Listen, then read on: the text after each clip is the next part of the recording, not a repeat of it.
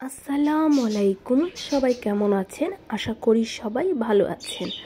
আজ আমি রান্না করব মেজবানি হাঁসের মাংস।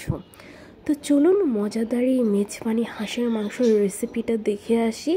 এজন্য এখানে আমি 2টা হাঁস নিয়েছি, আর হাঁসগুলোর চামড়া আমি ফেলে দিয়েছি। আপনারা চাইলে হাঁসের চামড়া কিন্তু রাখতে পারেন। তো হাঁসগুলোকে আমি খুব সুন্দর করে পিস পিস করে কেটে নিয়েছি। হাঁসগুলো একটু ছোট ছোট সাইজ করে কেটেছি, তাহলে তেল মশলা খুব ভালোভাবে যাবে।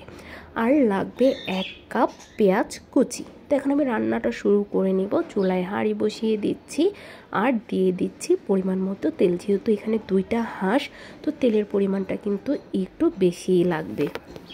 তো তেলটা গরম হয়ে গিয়েছে। এখন আমি 1 কাপ পেঁয়াজ দিয়ে দিলাম। 1 কাপ বলতে 1 বাটি, মানে 1 কাপের থেকে এখানে পেঁয়াজ বেশি আছে। তো পেঁয়াজটাকে এখন আমি খুব সুন্দর করে সফট করে ভেজে নিব। তো পেঁয়াজটা হালকা ভাজার পর এখানে আমি 2 টুকরো দারচিনি, 4-5টা এলাচ ফল আর 3টা তেজপাতা দিয়ে দিলাম। এখন এই গরম মশলার সাথে পেঁয়াজটাকে খুব সুন্দর করে আমি ভেজে নেব। আর দিয়ে দিচ্ছি আমি 3টা আস্ত শুকনো মরিচ, তাহলে হাঁসের মাংস ফ্লেভারটা খেতে খুবই ভালো লাগবে। আপনারা চাইলে কাঁচামরিচও দিতে পারেন, কিন্তু আমি শুকনো মরিচই দিয়েছি। কাঁচামরিচ সবার লাস্টে দিয়ে দিব। এখন সবগুলো কাটা মশলা খুব সুন্দর করে ভেজে আমি লাল করে নিব। পেঁয়াজটা কিন্তু আমার লাল হয়ে গেছে। এখন জাস্ট আমি হালকা করে আর একটু ভেজে তারপর পানি দিয়ে দিব। দেখতেই পাচ্ছেন আমার পেঁয়াজটা খুব সুন্দর ভাজা হয়ে গেছে। এখন অল্প একটু পানি দিয়ে দিব, না হলে পেঁয়াজটা বেশি পুড়ে যাবে। আর দিয়ে দিচ্ছি আমি এখানে 2.5 টেবিল চামচ আদা ও রসুন বাটা। এখন খুব সুন্দর করে আদা ও রসুন বাটাটাকে হালকা করে একটু ভেজে নিব এই তেলের সাথে। এখন আমি দিয়ে দেব এখানে 3 টেবিল চামচ পেঁয়াজ বাটা আর 2 টেবিল চামচ টমেটো পেস্ট।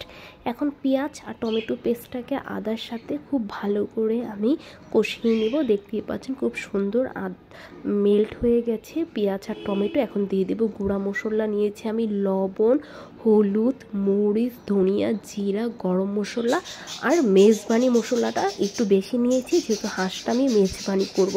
তাই মেজবানি মশলা আমি 4 টেবিল চামচ নিয়েছি, আর সব কিছু আমি 2 টেবিল চামচ করে নিয়েছি।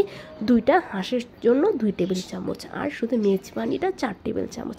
এখন আবারও অল্প একটু পানি দিয়ে দিলাম, যেহেতু মশলাটা খুব ভালো করে এখন আমি কষিয়ে নিব। খুব সুন্দর করে সময় নিয়ে এখন মশলাটা কষাতে হবে।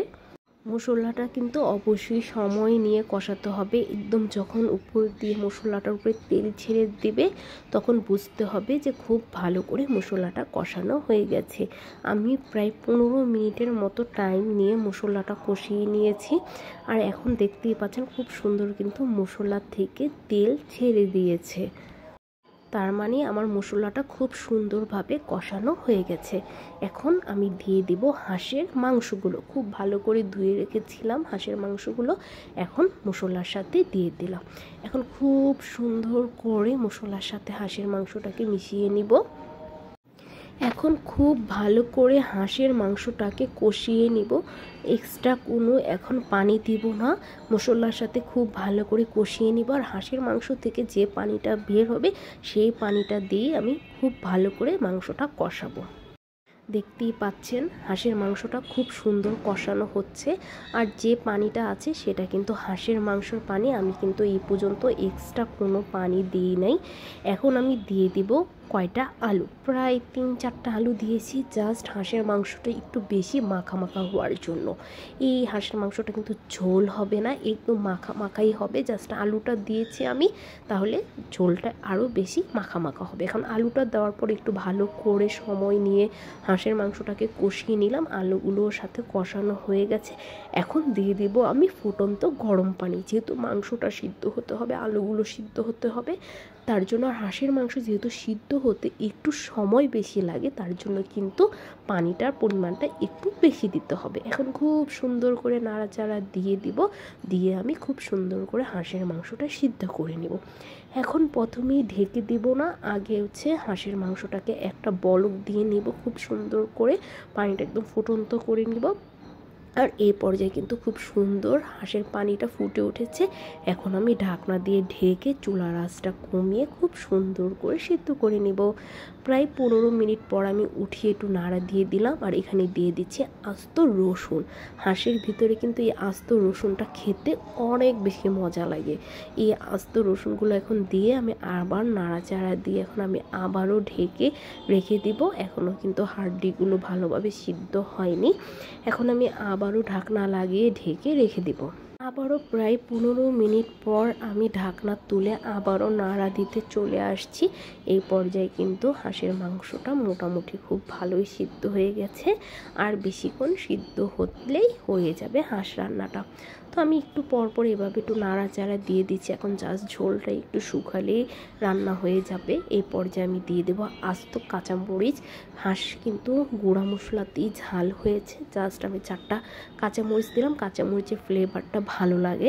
এখন আমি এখানে দিয়ে দিলাম ভাজা জিরে গুঁড়া 2 টেবিল চামচ, আর ভাজা গরম মশলার গুঁড়ো দিয়ে দিলাম আমি 1 টেবিল চামচ। এখন খুব সুন্দর করে আমি হালকা করে একটু নাড়া দিয়ে দিব, আর এখন ঢাকনা লাগিয়ে একদম ঘড়ি ধরে 10 মিনিট আমি ঝাল করে নিব। তাহলেই কিন্তু আমার হাঁস রান্নাটা পুরোপুরি রেডি হয়ে যাবে। আর সবার লাস্টে এগুলো দিলে ঘ্রাণটা খুব সুন্দর আসবে।